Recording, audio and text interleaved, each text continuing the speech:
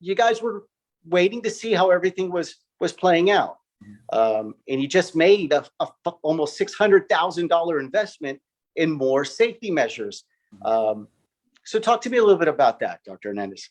Well, I think we have to remember right off the bat that this year, while it is a worse situation with COVID and now the Delta variant, last year at this time, it was a governor's order that all schools would require a mask. And so even though COVID was around last year and we had these rules for the entire state, now that we're in a situation of dealing with a different variant, having more people vaccinated, people wearing masks, and yet you still have a higher hospitalization rate and more positives, that is the difference here. The other thing too is that last year we had a lot of students not in the school face to face because virtual was an option. So your numbers were a lot lower and even per class. So now there is no virtual option. Everybody's in the school, which is increasing the numbers, which is even more reason to put those extra measures in place and to pay just close attention to what's going on in your area with positive rates, hospitalizations, and things like that. So to your other point, our whole purpose is as much as possible to be transparent, to let our parents know who have children in the schools where we are and where we stand each day. And I know we don't have to do that. We don't have to do a lot of the things that we're doing, but we're doing it so that they're feeling like they're being kept informed of their school and our district.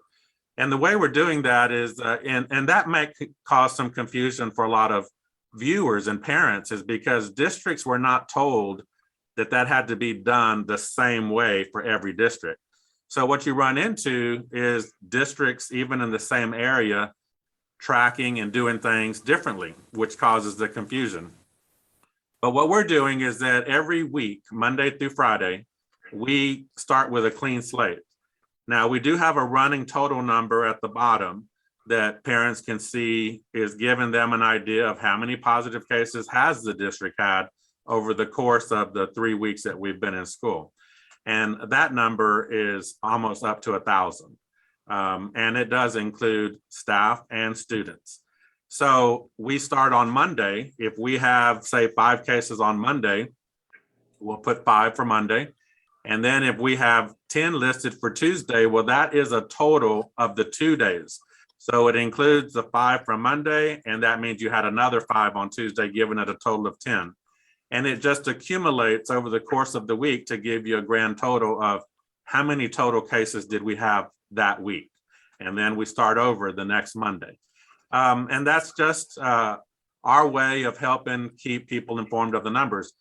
But I'll tell you also that where we started the first day of school to where we are now, there continue to be more changes coming from the state.